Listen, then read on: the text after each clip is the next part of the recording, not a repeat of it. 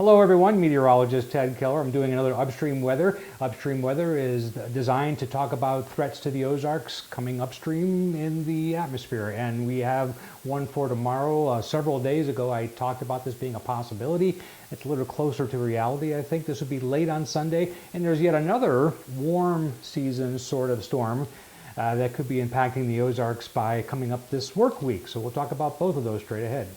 Well, the first stop will always be the Storm Prediction Center's official severe weather outlook, and this is for tomorrow, Sunday. It goes actually from Sunday morning to Monday morning, as they always do, the 24-hour forecast. You need to keep that in mind a lot, because if you just looked at that without realizing it, you might think that we're in a severe weather threat practically all of Sunday, and nothing could be further from the truth. It's actually a very late night event, more than halfway through the time forecast period, so you do have some time to look at this. Anyway, what you're looking at here is an enhanced area of severe thunderstorm possibilities west of Oklahoma City. Now that will be earlier in the day for them, and then what will happen basically is this will congeal into a line of storms which will traverse this area right here and eventually make it to Springfield. So it will be weakening somewhat as it comes through. The jet stream will be very strong and supportive of updrafts and strong thunderstorms. There may be in this line curls of storms, and we'll show you that on the radar forecast loop here in a minute. But just keep in mind, this won't arrive at our doorstep till probably about midnight on Sunday going into Monday. Another interesting product is the Tornadocast. This just looks at model data and looks for similar patterns and learns and tries to figure out, given a certain set of circumstances, what has been the actual occurrence of tornadoes relative to the pattern. So you can kind of see this strongly mirrors the Storm Prediction Center's forecast area. In fact, this yellow of 10% within 25 miles of a point is almost exactly where the enhanced risk of storms is. And then also modeling pretty accurately, I think, the advance of that squall line I just talked about. And embedded in that, there are sometimes tornadoes. The brown is 5%, the next shade of green is 3%. That's the chance of a tornado within 25 miles. So, you know, you can definitely see as it progresses through the Ozarks, as we go into the overnight hours tomorrow night, that chance drops off quite a bit. So it's much more, I think, of an issue from Springfield west than it is anywhere else. But we'll take a look at the models next and see what they have to say.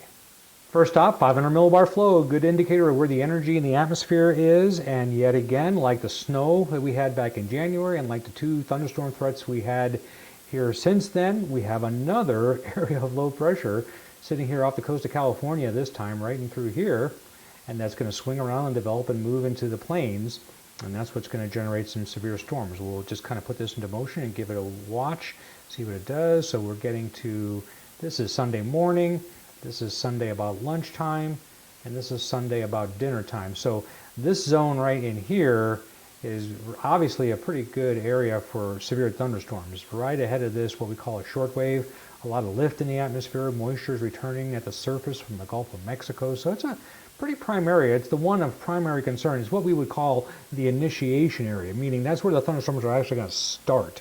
And what we'll get in the Springfield and Southwest Missouri area is more fully developed into a line. But those folks out there should watch. For a late February event, this is actually pretty intense. Well, let's switch to the shorter range, higher resolution model that runs in the United States, the HRRR. Sounds like a pirate, right? Anyway, we'll start with moisture, dew points. Actually a really good thing to look at initially, just to see what's up with moisture in the atmosphere. Dew point is an absolute moisture value, so tracking it is actually a pretty valuable thing to do. It doesn't change with temperature. It only changes because the moisture changes. So let's take a look at this. So this is today, Saturday. Let's go through Sunday. This is around noon, right there. And you can see the blue, which is considered to be more rich, more high energy dew points, kind of a cutoff in many meteorologists' minds for severe weather. It's not absolute, certainly, but it does give you kind of a good indicator of what's going on. You can see that makes progress not quite into Oklahoma yet. It's right, the blue right here is the 60-degree dew point line, so that's still making progress northward. If I keep this loop going up through, this is 6 p.m. on Sunday, and you can clearly see that low 60s have made their way across the Red River Valley, which is right here, and into the target zone, which is, as you recall, was west and a little bit southwest of Oklahoma City. That's where the moderate risk of severe weather was posted.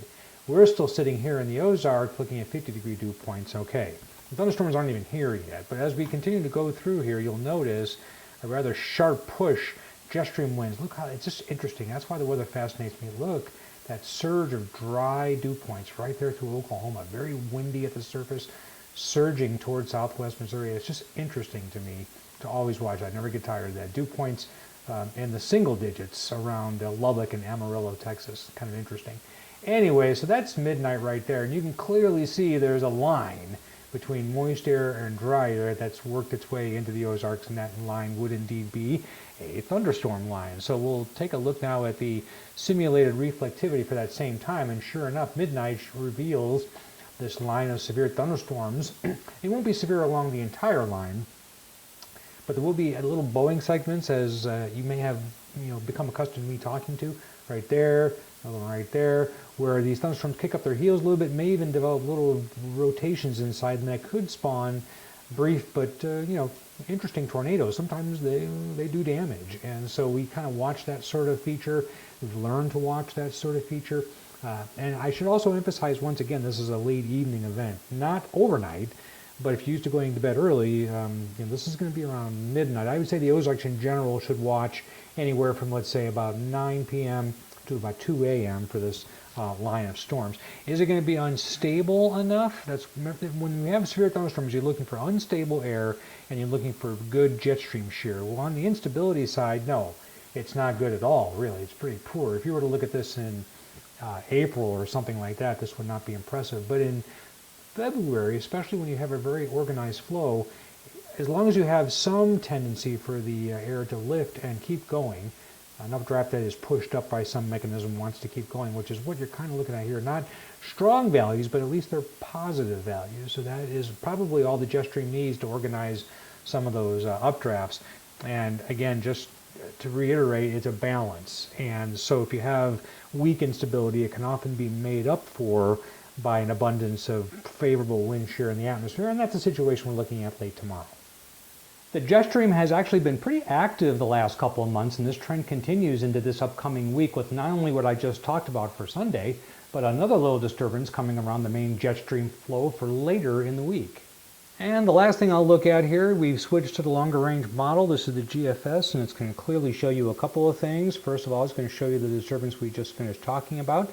That's this one right here that affects us right in through there.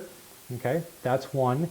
And then, this is interesting, so we'll go down here and go further out into the future. This is around Wednesday, and this is Thursday afternoon, Thursday late afternoon, evening right there. Now this storm does appear to be going more to the south of us, with the center of the maximum winds not here, but here. So that would imply, that's not necessarily winter weather for us, but maybe we won't be in the severe weather zone. That would be out here. There might be some snow on the back end of that, it could be. And then what's interesting to me, though, is we just keep going out, and there's this one wave after another. Now, as you get further out into the future, these models really do become kind of fantasy land, but it is interesting to note that we have another little disturbance there. That's Tuesday of next week. And then yet another one right there. That's Thursday of next week, and then another one there.